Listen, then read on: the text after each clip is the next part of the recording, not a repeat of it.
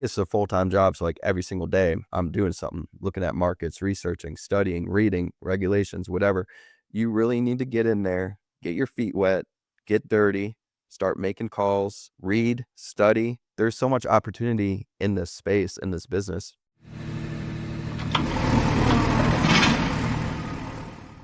Jon Jasniak, welcome back to the show. How are you doing, man?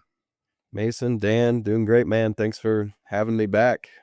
Yeah, no, excited to hear what you've been up to. And what's exciting about having conversations with you is that it's not like some brand new crazy business model or something like that. Some new, you know, shiny object or anything like that. It feels like you've just continued to double down on what's working. But we're recording this May 7th, 2026. What are you working on today, right now? Yeah, hyper focus and doubling down is my middle name. We got 5 major subdivisions going, 1 minor. So working through complex projects, horizontal improvements, paving roads, drilling water wells, and like yourselves, trying to sell some land as always. There we go. So we're going to kind of dive right into things because we've had you on the show a few times and we're doing a lot of the similar types of projects. So on the horizontal development for the major subdivisions, depending on where you are in the country, it's, you know, very normal to have to put in infrastructure for water and wastewater. Some places it makes sense to do it, some places it doesn't, where each individual lot's on its own well and septic.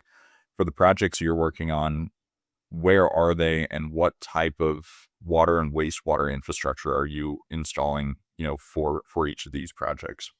Yeah, sure. So all Texas. I am heavily Texas focused and based, 100% Texas focused and based. So I've never been one to want to try the spray and pray model on the subdivision stuff. So hyper focused on Texas, and I think there's certainly over $1 billion of land development to be done in Texas. Texas is, I'd say, probably pretty good, I guess, on water. So from the water side, we're either doing groundwater or water lines. We got both of them going right now. And then in the rural stuff, or I guess outside the city limits in Texas, you're largely focused on putting in septic systems. So it's either groundwater or water infrastructure. And then for the waste, it's going to be on-site septic on each individual lot, which the customers themselves are always responsible to put in. I don't do any of the septic installs or anything for them. We do a little bit of water well install nowadays. Just depends on the project. Uh, Water infrastructure, water lines, you have to install those up front and upgrade lines and get meters and all that stuff. So yeah, wastewater is easy in Texas. Septic. Oh yeah. So for the projects that you're not creating your own kind of like utility district or anything like that of like a giant commercial wells that service everyone. You're tying into city infrastructure. Is that correct? Not yet. We're not getting into public water systems yet, but that will be something that I would imagine do in the relatively near future. I've looked at it. I've had conversations with engineers. That's a whole different ball game. You have specially engineered wells drilled to a deeper depth. Very concerned about capacity, gallons per minute per meter, all that stuff. But right now, what we're doing is just utilizing, in most cases, groundwater, and so it's going to be individual water wells in each lot. You have to go in up front. State of Texas requires you to do a groundwater study. So you got to go in, you got to drill a couple of wells, produce them, have engineers run basically fancy calculations, and certify that you can use groundwater for your development. If not, you're going to have to use a water line. And that is not tied into cities. It's actually tied into rural co-ops and special utility districts and water companies who have their own public water supply systems set up with the big commercial wells and have their line infrastructure in place along the county roads. But those can get costly. Like the one we're doing right now, this water line upgrade's $400,000 on 300 acres. And it's been hung up now for probably 2 months, waiting on engineering, permits, all that stuff. Like at the end of the day, it's going to get done, but I do not like the time component of the water line and the extra cost, because I can go do a water study for 50,000, or I would pay 4 or 500,000 to upgrade a water line. Sometimes it's more. It just depends. So with that one that has a water line component of it, are you getting that back on the back end, or does it end up being, kind of a similar, you know, top line revenue model, whenever you're selling the land? Is there a preference that you see on the customer side of it? There's really not. I would say a customer probably prefers to have a water meter tied into water infrastructure just because most people don't know how to drill a well. They need to call a well driller. There's just a lot of uncertainty there and just lack of knowledge. I'm a big groundwater guy. I love it. I've drilled hundreds of wells um, up to this point. But there's I would say probably a preference towards the meter and that water infrastructure, but the cost, which you mentioned, all that is baked into the underwriting upfront. So this $400,000, we went to a groundwater feasibility study with the water company, and they said, hey, it's going to cost between 400 and 450 or whatever it is. And so that kind of gets thrown all into my underwriting upfront. I don't really see, maybe you can upcharge a little bit on your lots, but I don't charge the customers a back end meter fee or any sort of impact charge on, the water infrastructure. It's all baked into the calculations up front, and then, what I can sell my lots for if it pencils out on the underwriting side. Sure. So last time we spoke, many of the deals you were doing were on market. You said you weren't doing a ton of direct to seller marketing and you're doing a lot of seller financing to fund the deals while you did the improvements and then sell them off. Now, we're talking about some major projects here. Are you still following that model on the financing side where you're getting sellers to finance these to you throughout the process? And where are the deals coming from? Still all coming from the MLS, basically. We did hire a third-party cold calling service, and they actually were able to get me one deal under contract. We're under contract right now, waiting for water wells. That deal's 80 acres in Texas, $800,000 purchase, 10K an acre. Looking to put 400,000 in infrastructure, maybe 500 into it. So we'll be all in for 1.3, let's say, with roads, water, power. And the exit on that will probably be anywhere from 2.5 to 3 million bucks. So that's a good little deal that was found by a cold calling service. But outside of that, still 100% MLS. We just closed one, 2 weeks ago now. It's the one minor subdivision we got going on. I used private money for that, so it was a smaller purchase. Say smaller. It was a $600,000 purchase. I came in with 100.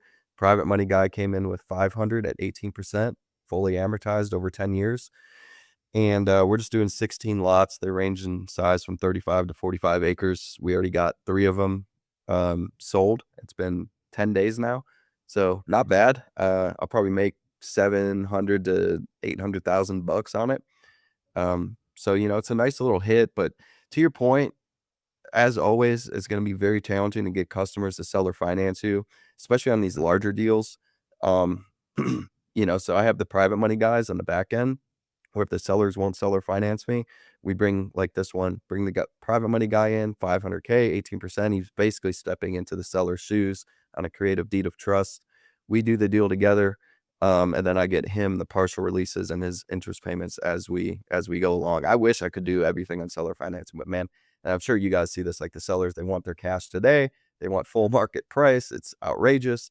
So yeah, to get seller financing though is game changing if you can find it. I mean, you will be able to find it. You just have to go through 50, 100 times more leads Yeah. to find a seller who seller finance you. Yeah. Absolutely, and it's funny. As I stepped into these larger deals, really a lot since we spoke about a year ago or a little over a year ago the first time. It's amazing what's just sitting on the MLS. Once you get into bigger numbers, there just aren't as many players if you aren't right in a major metro, and there are phenomenal deals just sitting on the market. You have to scrub through a lot of crap, but they're there. And to your point about financing, what I've found, and this has turned into a question, is that there are banks, especially if you can show financials experience, that will give you loans on these properties, let you improve them, give you partial releases as you're selling off, and so that's what I'm actually doing with some of them. Have you been able to do any of that? I haven't worked with a bank yet. Are they allowing you to do wraps and finance them off and get releases as you go? Yeah. Yep. Yeah, there are traditional banks and lenders out there who will do it. They're very hard to find. So if you can find Yep. them, keep them close. But no, I haven't utilized banks yet because of a lot of them don't like the wraps and the seller financing on the back end. But it is possible. And if you're doing it at large scale, it's probably necessary. Yeah. Yeah. Anyways, I was just curious there, but let's talk high level about the dispo side. A lot of people have gone out of business in the last few years, even more so since a year ago. Sounds like you're still selling pretty quickly and effectively. How has that been? Have you seen any slowdown or certain areas where it's slowed down and others where it hasn't? Tell us about that. It's certainly slowed down, I think. I've pivoted the business 100% away from, call it, rural subdivision. So I used to love, buy a 500-acre piece for 2,000 an acre, $1 million, and you're going to sell it all for 4,000 an acre. Those sales, 30 minutes to 60 minutes outside of a major city or a decent sized metropolis of 100 to 300,000 people, those have slowed quite a bit. So we've pivoted the business basically to focus pretty much 100% solely on lots that are closer to a major city, development around and smaller lots around, closer to infrastructure. Those are still selling, I would say, pretty quick. And from the dispo side, basically still 100% on Facebook. So like the one rural minor subdivision we got going on right now, those 16 lots. I got an ad going right now, $150 a day on Facebook. It's running at about $6 to $7 per message per lead. Call it. We're able to sell 3 of the 16 lots in 10 days. We just did an open house out there 3 days ago, and we had 5 people show up. So we do those open house ads where we fire up the Facebook ad, say, hey, we're going to be out there, next week at noon on Tuesday. Round up 5 to 10 people and meet us out there on site. Um, Land.com is, I'm sure y'all have seen this, has slowed down quite a bit. We still use land.com. We have the platinum package with them. So it's like something crazy. I think it's like $10,000 a year just for that platinum ad where they put you in the, headline of the region. We've seen decent traction with that. We've gotten a couple sales on that. It's a much better than, just the traditional standard package or whatever they offer, signature or premium, whatever it is. So we got the platinum ad with land, pretty much 100% though on Facebook.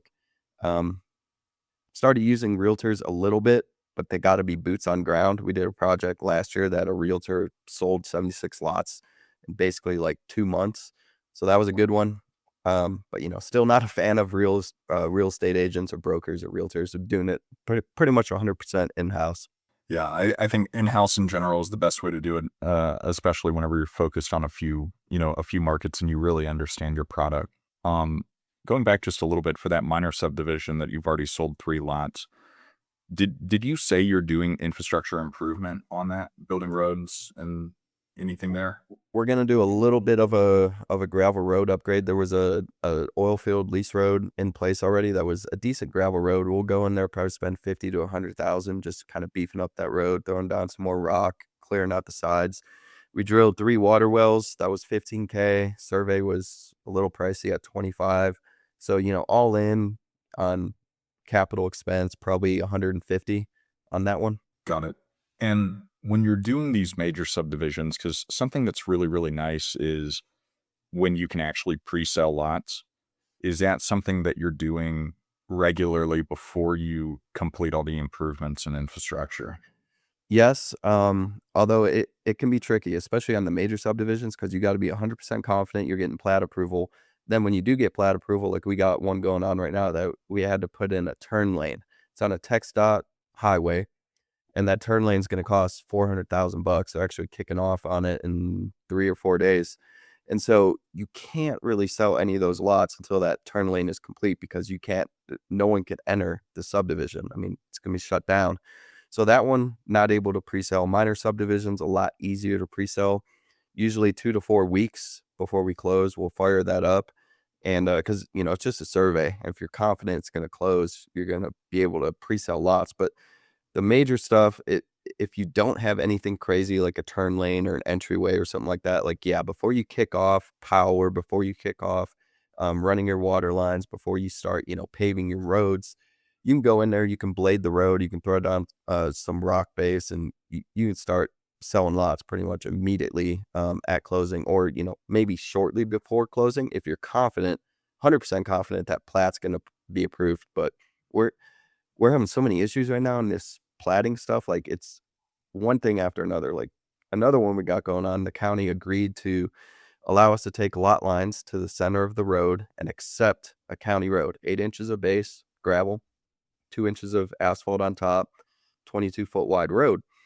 But now it's back and forth. The county didn't like the language we put on the plat for the road maintenance. So now they want a separate easement agreement that's like a 3-pager that lays everything out. So you're like going back and forth with these county officials, the county attorney, the commissioners, trying to figure all this stuff out.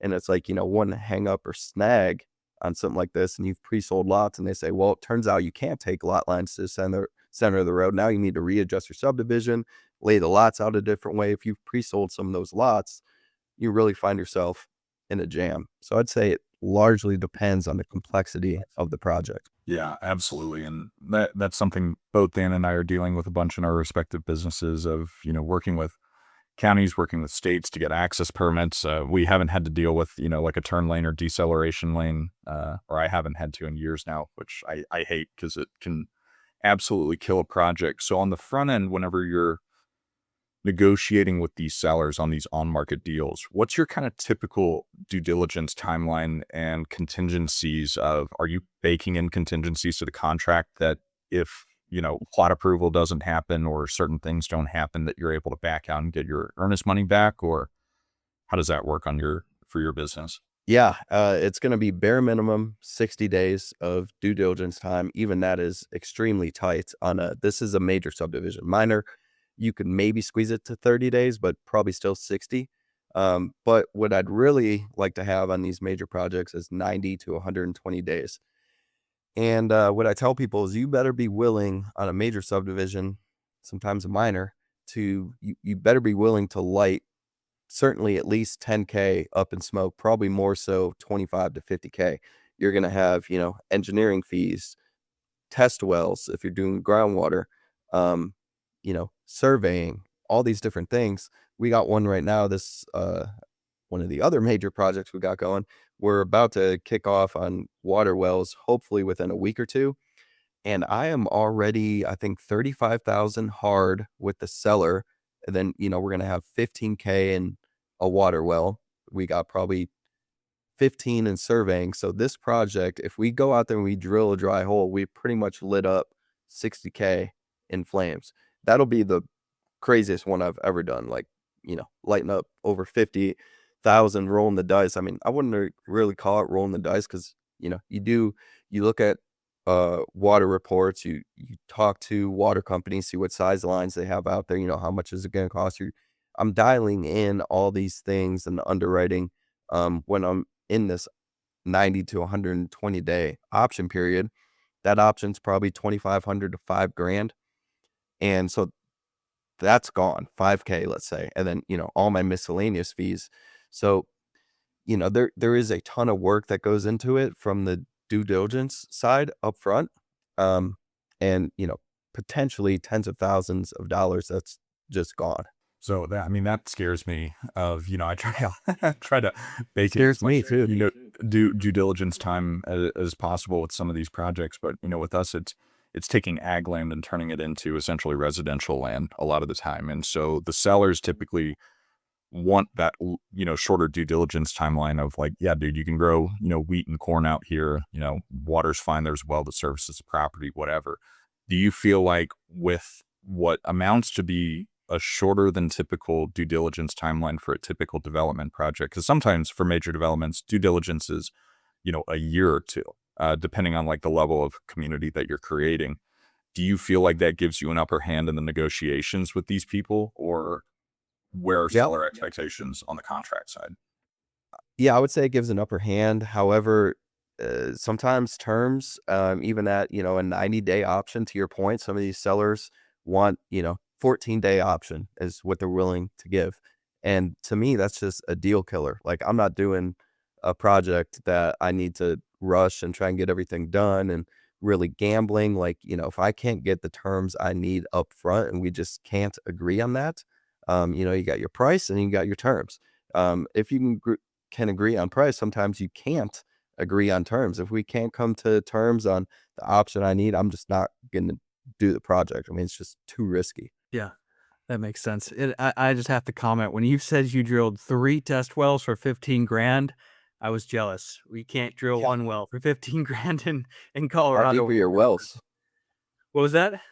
How deep are the wells that you're drilling? Those ones are all 400 and some, just over 400 feet. Yeah. Yeah, so well cost obviously largely depends on depth. I mean, here in Texas, you can ballpark at 500 foot or less, 40 to $50 per foot. So if the wells Mhm. were 400 foot deep, I'm probably 20K a well. Luckily, these wells were only 150 foot deep. Driller's a friend of ours was, hungry for work, so it worked out to be about 35 bucks a foot. So, you look at 5K per well because it's shallow. Yeah. Yeah, no, that's excellent. Um, I wanna talk about balancing the short and the long, the big and the small projects, 'cause, it sounds like, you moved into more of the major development than you were doing when we spoke a little over a year ago, and mistake that I made as I moved up the ladder, early last year is I didn't keep enough of the smaller deals going in conjunction with the larger, more profitable, however, longer term deals. How do you balance those 2 things, especially with all those major developments going where you could get delayed 6 months, 8 months just because of a city official or a county official? Yeah, and to be clear, I did make the pivot, but I also had a bunch of cash in the bank, so it was a pretty quick pivot because I had, 7 mo over 7 figures, just sitting in cash to, Yeah.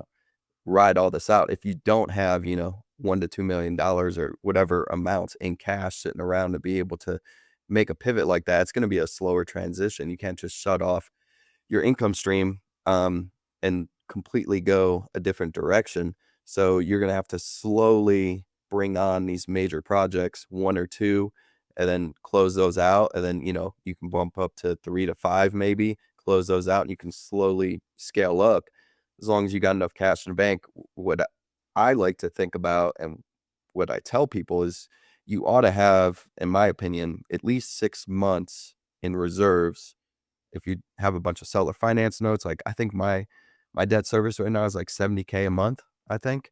And so I ought to have at least 420,000 in the bank, just cash, to be able to service all those notes if something crazy happens, if, economic uncertainty, if another pandemic happens, if, everything goes to crap, I ought to be able to service my debt for at least 6 months. So that's kind of my rule of thumb.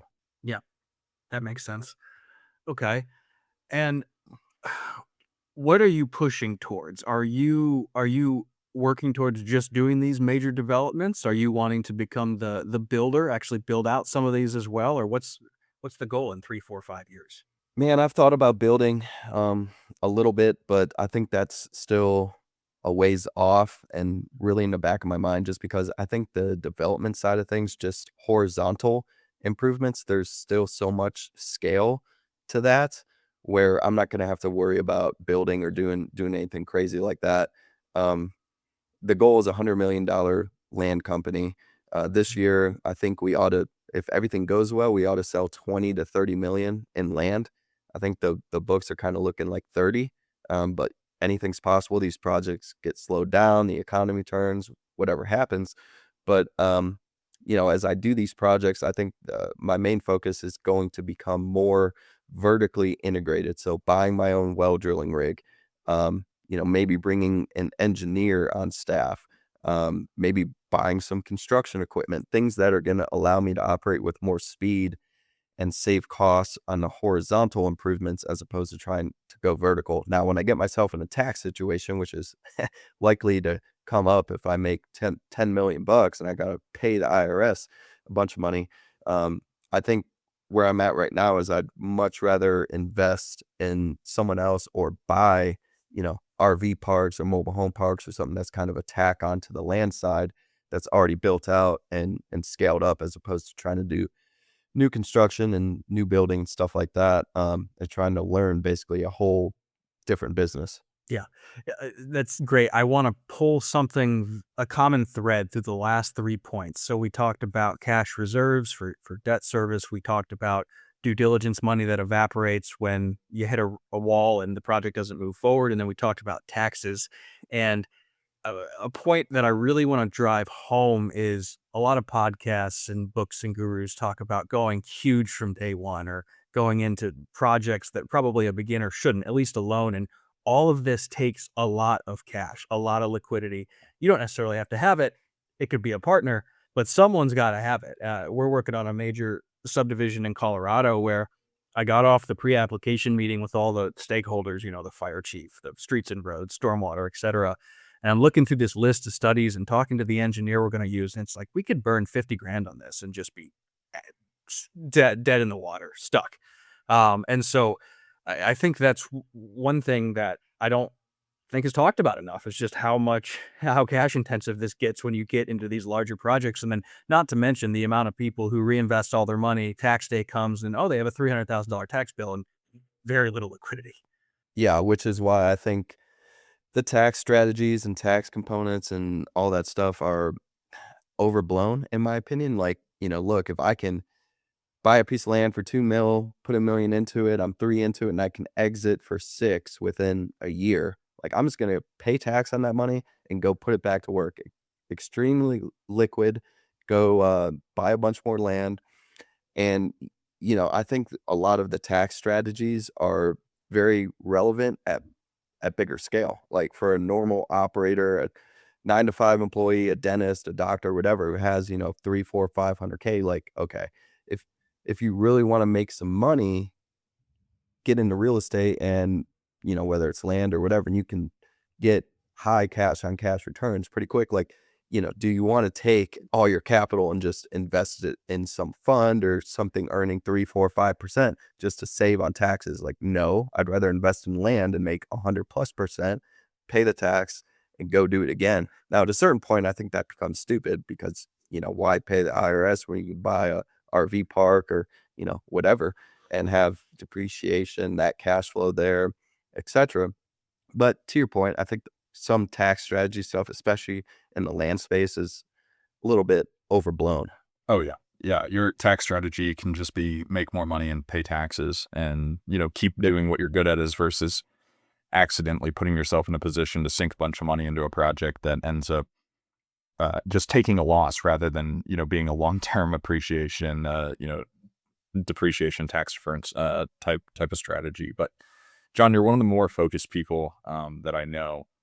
However, you own a town and you're doing crawfish boils and you have a barbecue joint and you're doing all this stuff. How is that going? Because that seems more like fun, but I see you posting on Instagram. You're making money there. Yeah, we've started to make a little bit of money. We did that crawfish boil. I think we made 7 or 8 thousand on that event. It was our biggest event to date. We cleared 20K on that. Gross, and probably walked away with about 7. So things are going good. I mean, the cafe, the properties actually started to cash flow a little bit, which is good because I've put over $1 million into it now. But to your point, it's a lot of fun. I've learned so much, and there's always something going on. Like today, we're drilling holes with the auger. They're literally doing it right now. We're jackhammering concrete, trying to bring in a shipping container, clearing some stuff out. We had a hot water tank go out, so we're trying to replace that. It's literally one thing after another. It's a pain in the butt, but it's fun. It's a learning experience, and finally starting to make some money. Love it. Love it. And yeah, you deserve passion, get to have fun with projects, even if they're not the biggest money makers. But kind of on that with these developments that you're doing, I've seen growing popularity for like these agri hoods, where it's like an agricultural community on the outskirts of town where they put like community centered infrastructure within there, whether it's, community gardens or restaurants and stuff like that. With your developments, and with ours too, it's a lot of survey and sell when you can get it, or it's just these big rural communities and there's not like common space or horse trails or, hunting areas or anything like that, which I've seen some of the cooler communities built. Do you envision with these projects that you're doing, not necessarily going vertical from that component, but building more of a community than just a development? Yeah, I think there's a huge opportunity there, especially as things get more competitive, which, I know you guys are seeing. Like, what can you do that differentiates you and sets you apart. Like, for instance, the miner that we have going, 16 lots, I think what we're going to do is we're going to throw a pump in one of those water wells, put a little water trough out there, put a game camera and a feeder, and there's some good mule deer out there. And so you could throw up something stupid cheap like that, that you could sell with the land as an added bonus. But then also imagine the marketing photos of giant bucks out there, or, hogs or whatever it is. Like, that just sets you apart, as opposed to, here's a 2-acre lot or 10-acre lot, whatever. So to your point, as things go along, as the space becomes more competitive, which, as you know, everyone wants to subdivide nowadays, especially the minor subdivisions, like, what can you add onto it, whether it's complex like horse trails or community center, but more practical, like, what is stupid easy that you can put out there that gets attention, sets you apart, makes your land sell faster, and hopefully for more money. So, literally just what I like to do is see what other people are doing in the area. I'm always looking at land listings on land.com, Facebook Marketplace. Is there deer in the area? Have people put up game trails or, horse trails? What can I do, or get ideas brainstorming to just take it to the next level, basically. Yeah. Yeah, I like that. I wanna talk a bit about competition and the market as a whole. And so you mentioned several times it's getting more competitive. It certainly has in the last, since I started 8 years ago. Um, but it's interesting where the last year, at least on the direct to seller side, I think a lot of the competition has fallen off, and especially at higher price points.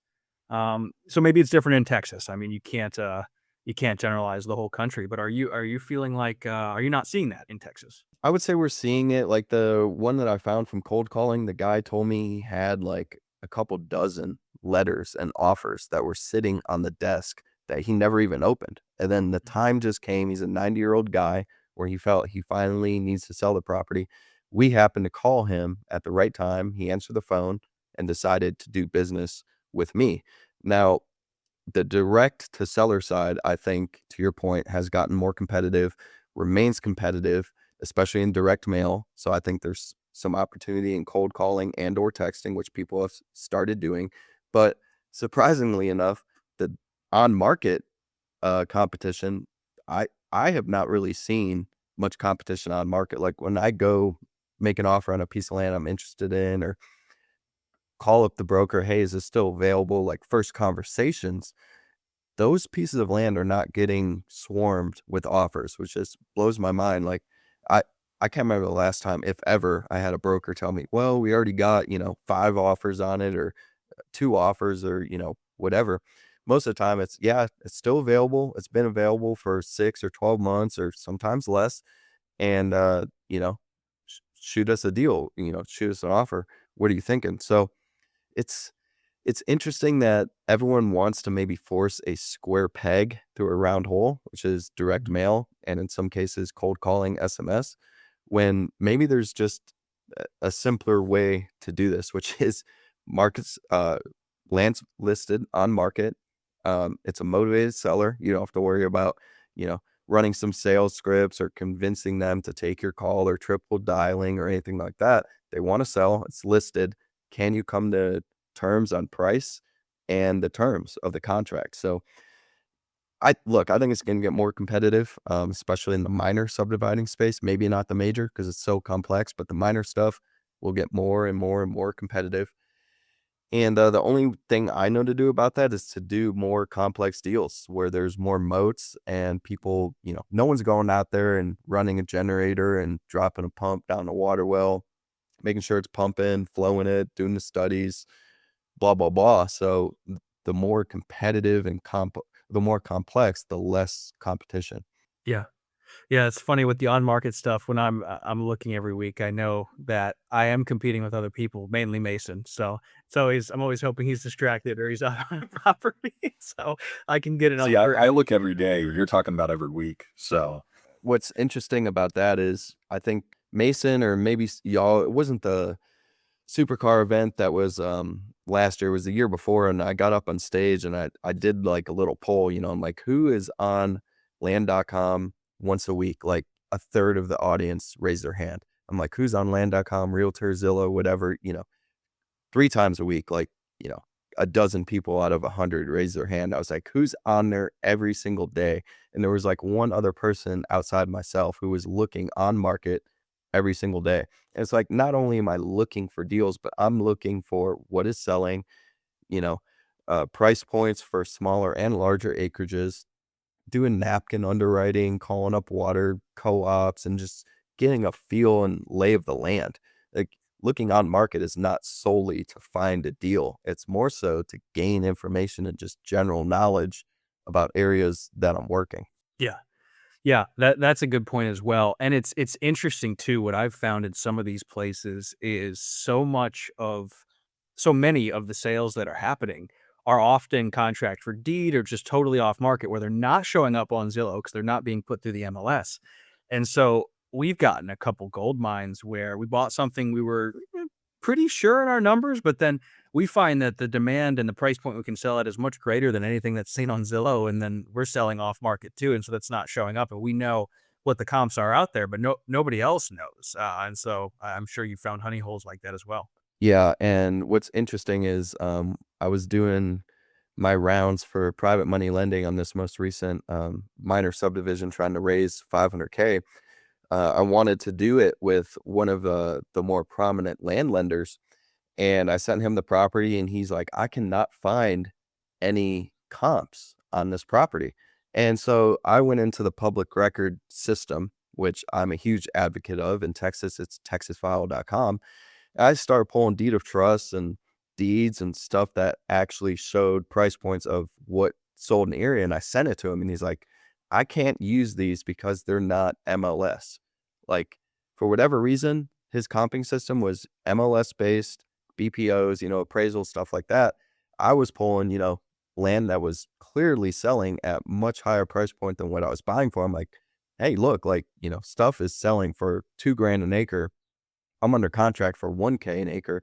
Like, here's all these comps, and he wouldn't accept them. And, you go on land.com in that market, you're not going to see much for sale. But to your point, there was clearly land trading that was nearly identical to the piece I was buying. Over the last year, there was, I don't know, maybe 5 to 10 sales of very similar ranches, but on the MLS, it was not showing anything.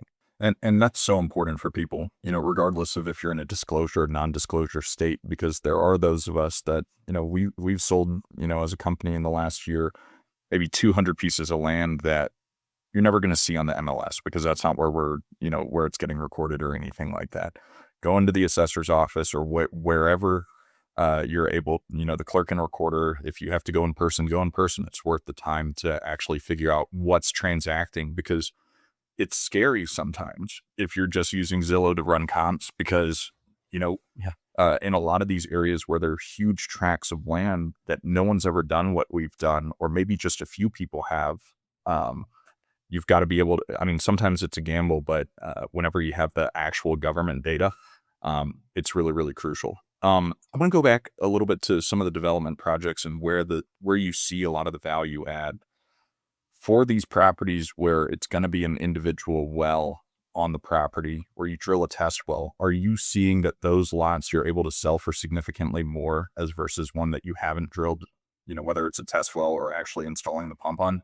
Yeah, it's a great question. And funny enough, I have a direct case study on it. What I have found is the buyers do not perceive as much value as you would think to an improvement like that. Let's say a water well costs $10,000.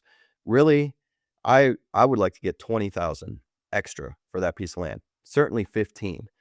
It I have found it difficult to upcharge a significant amount to make it worth that capital improvement. Now, on the other side, sales velocity is certainly way quicker. If they can buy a piece of land with a well or septic or something that's ready to go, yes, sells for way more. However, they're not willing to pay as much as you would think for that additional service. And the direct case study I have was the 76 lot development I did a year ago now in West Texas. We offered basically two pricing packages. One was, we'll drill you a water well.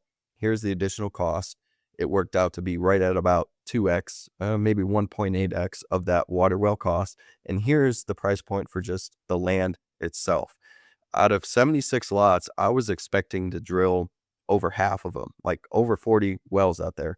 I think there was 16 or 17 customers that chose the additional add-on for the water well, which my thesis was, like I said, the other way around. I was shocked to see that, this price bump did not result in as many customers wanting that service as I would have thought. Now, with that being said, the lots that had wells on them already certainly sold way quicker. Those were the first ones to go, but not at that significant 2x or 1.8x upcharge for that water well. Yeah, and that makes sense. And I think something to take note of for everyone listening is that's going to be very market specific too. Like if the water is good, people are like, and they understand what they're doing, and what you have to understand what the customer's intended use of the property is. Maybe they're buying it as an investment to just hold. Maybe they're going to build on it. Maybe they're using it for recreational purposes, whatever it might end up being.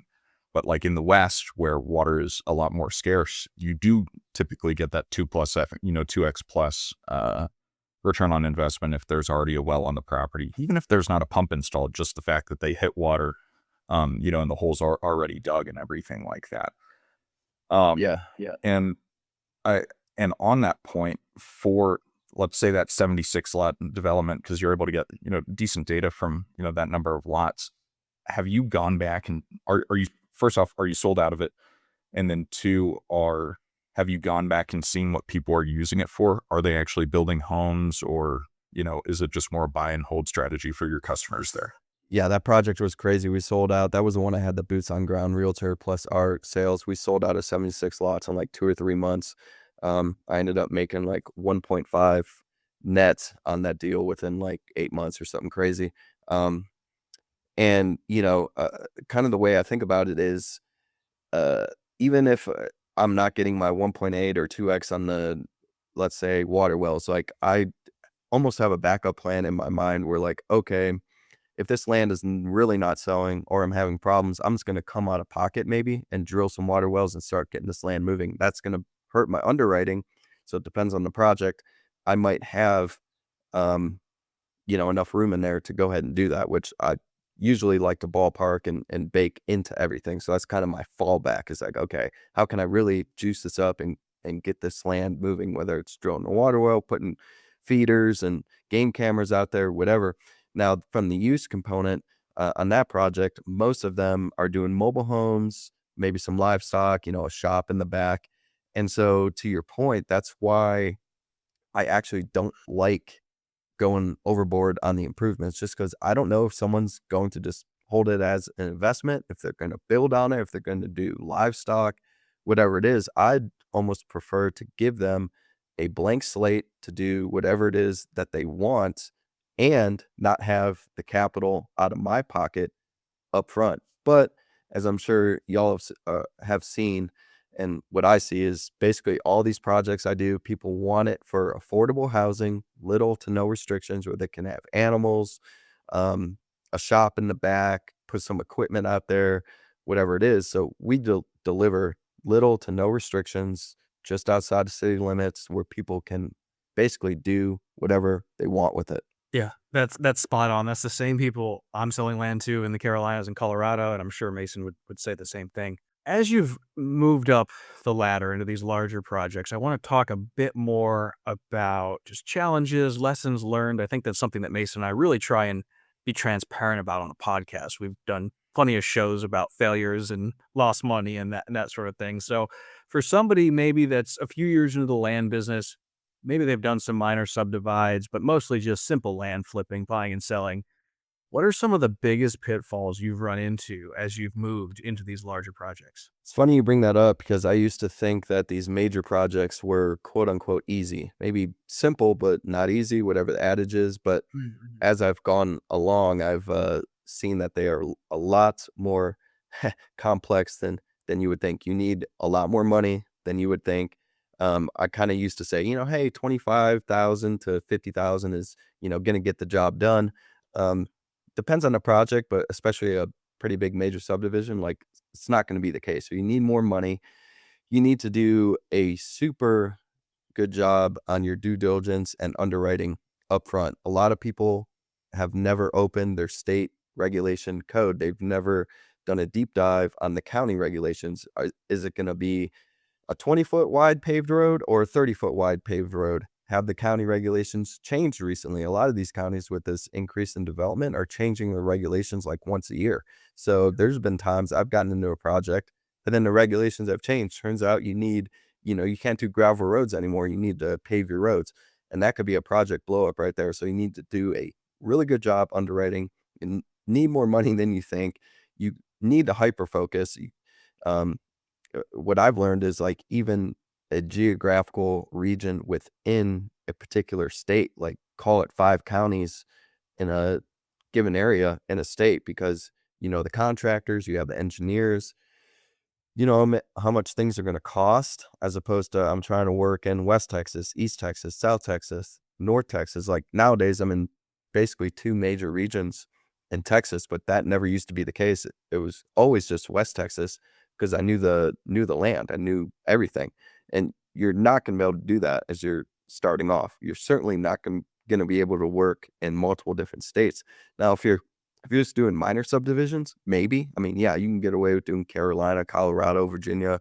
It's easy. But when you're digging in, you're paving roads, you're doing water studies, like I, I don't know how I'm drilling a well in Colorado, because I'd have to, I guess, call up a well driller, trust that he's going to go out there, drill the well, find the engineer, get a pump in there, flow it. Like I want to be boots on ground, or have someone out there who makes sure stuff gets done right. Like recently we drilled some wells and probably had 50 to 60 foot of pay aquifer in there, and the driller put in 20 foot of screen.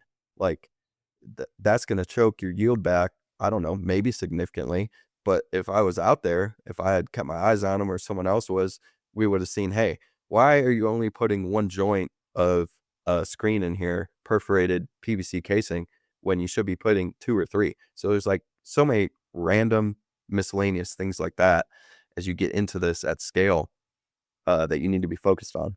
Yeah, man, when you say regulators ruining your day, I can relate to that. I've had water taps go up $20,000 overnight per lot, all kinds of crazy things. And so I think a good rule of thumb, something that I'm doing now, is when we're buying these larger properties and I think I know everything, I still am calling the decision makers and just triple checking. We closed one today and I had a little bit of a water debacle. I think it's solved, but a problem with water on a property I bought, and lessons learned from that. And so going forward, I don't care how clear it looks or how much it appears to be bulletproof. I'm going to call the Division of Water Resources in Colorado and ask, will I have any trouble getting well permits on, these 12 sublots we're going to do, or whatever it might be. So I would always talk to the decision makers, per your point, because they also will be able to tell you, oh, but in 3 months there's a new regulation coming in. So if you don't do the application before then, such and such changes. I've heard that. So I think that's a great point. Yeah, and just to also touch on that, I think the best thing you can do is pull up the county regulations and the state regulations. Funny enough, we're actually suing a county right now because of the regulations, but pull up your county regulations, do a deep dive on it, and then call the decision maker, whether it's the commissioner, whatever department it is, with the knowledge of the regulation. Hey, I saw your regs call for a 22-foot wide paved road with 8 inches of base. You're going to require me to stabilize it with lime. Are these still in place? Can I get away from not having to stabilize with lime? It's going to save an extra $30 a foot. What are you guys actually going to let me get away with? What are you going to actually require? Have you updated anything? And you're going to find a lot of these counties don't even know their own regulations, which is interesting. But you're also going to find that, to what we're talking about to this point, like a lot of things are changing, going to change, or have changed. And you're going to screw yourself if you underwrote on 22-foot wide road, but it changed to 28 with 8 inches of subgrade stabilizing with lime. Um, so there's always something. You're never going to catch it all either. Absolutely. Well, and beyond just having the conversation with these people, get it in writing, because John makes a good point of the counties. A lot of the times, whenever you're going in and doing what amounts to be something relatively new for them, or they haven't dealt with, or there's been, turnover in the leadership and stuff like that. I mean, shoot, in Wyoming, we had a project that county road frontage along the entire western border of the property, but it was an unmaintained county road. We went in saying, hey, we didn't prove it to county road standards. What are the county road standards? They didn't have any. They didn't know what it was, and they didn't want us to do it because then they were going to be responsible for, continuous grading and, snow plowing in the winter. And so we just built a private road, that there is no road specs for. But the one point, get it in writing as well, because you can have these conversations with people, and you can look at the code, but if the code is vague or anything like that, at least you have that to fall back on. Yeah, and there's a lot of newbie beginners who want to, do these projects at scale, and they just call up the county, and they sound like jackasses because they haven't done any research, and you're going to lose all credibility if you call up your county official and you haven't even opened the regulations. With that being said, you're probably also going to need a good attorney, a real estate attorney who specializes in land development. I got a great guy who I've worked with for probably 5 or 6 years now. We're going to steak dinner in the Lambo next week, I think. And he's helping me sue a county, fight regulations. You know, we do so much study on regulations. I'll just have him look into things, whether it's water related, road related, plat exemption related. Like I've spent probably tens of thousands, probably over 100,000 now. That attorney bill fighting this one county is $50K. I just looked at that the other day because I got a $25,000 invoice from the attorney. So we've spent into the six figures just studying and fighting and challenging regulations, mostly at the county level. Yeah. So you mentioned the newbies wanting to take on, biting something off bigger than they can chew. What do you think a new person to the land space, or maybe they're not even brand new, maybe they worked for somebody in the land space, but somebody who's actually starting their own business, where would you direct them to start in 2026? Man, that's a good question. I would say it depends obviously on several different things, mostly on how much capital they have and if they have any experience. But let's say they really don't. I mean, I still think the place you got to start is flipping. I mean, you got to find an affordable, cheaper lot, whether it's on the MLS, which you can find those cheap lots on the MLS and flip it, or sending out some direct mail. But nowadays it's more like just hustling and grinding, like making calls, sending emails, sending texts, because as a beginner, I don't think you're going to be able to send out 1,000 pieces of mail and get, a couple deals anymore. So you're going to have to figure out a way to get scrappy and grind. It's like grinding on the MLS, calling brokers, realtors, looking at the GIS maps and just finding land that's troubled, owned by an estate, has nothing on it. Like, who can you call? Who can you reach out to try and find a deal? And then once you do a couple of those, I think you could probably dabble and move into the subdividing space. I would always recommend starting with a minor subdivision, but even then it's going to be back to hustling, grinding, making calls, because you probably can't send out 1,000 pieces of mail and get a sweet minor subdivision even nowadays. Like it, I think a lot of people are just not willing to hustle and grind. It's probably because a lot of the gurus and people out there from the good old days are still preaching, hey, send out direct mail and you're going to get 5 deals or whatever it is. That's possible, but I'd say those days are long gone. You're gonna have to figure out how to hustle, grind, network, make calls. Like, how bad do you want it? Like, can you get scrappy and find a deal? Because there are still so many deals out there. Like, it's insane. You just got to know and be willing to find them. Yeah, 100%. The market has become far more efficient, and I still think it's inefficient and a huge opportunity relative to a lot of other real estate assets, but it's not the ridiculously easy business that it was 6, 7 years ago, as far as at least the marketing side. Um, well, John, I know we're coming up on time here. Anything else you'd like to leave our audience with about things to watch out for, things to keep in mind, changes in the market, or any other parting thoughts? Nowadays, back to what I was just saying, you gotta get scrappy. You gotta dive in. This can be an easy business. You can make it a lifestyle business, but knowledge and grinding and just, you know, for me, it's a full-time job. So like every single day I'm doing something, looking at markets, researching, studying, reading regulations, whatever. You really need to get in there, get your feet wet, get dirty, start making calls, read, study. Like there's so much opportunity in this space, in this business. There are in any number of businesses, but like you're not going to come in here, especially nowadays, and just send out 100 mailers and get a deal. It needs to be like a deep dive knowledge and just, you know, how hungry are you?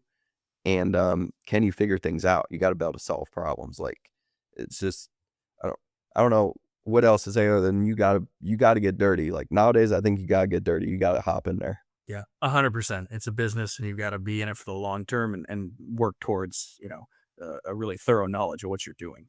Um, John, where can people find out more about you? What if I'm in Texas and I want to come to your town one weekend?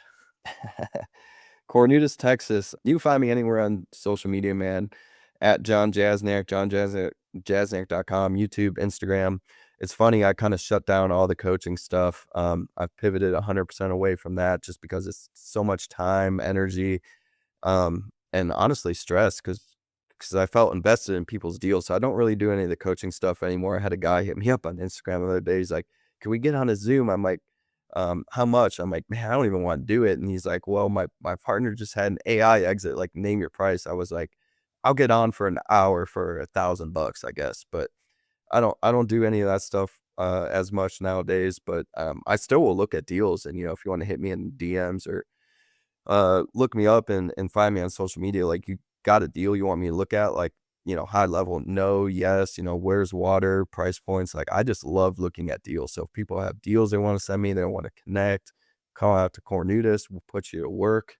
You better be ready to swing a hammer, lay some concrete, do something. But no, man, anywhere online. And yeah, I would love to get y'all out here to Cornudas or some land guys and be a cool little mastermind event. Yeah, that's a good idea. I think both of us would come. But anyways, John, thanks for taking the time to come on again. Everybody, this is Dan and Mason with Jon Jasniak for the Big Picture Blueprint, signing off.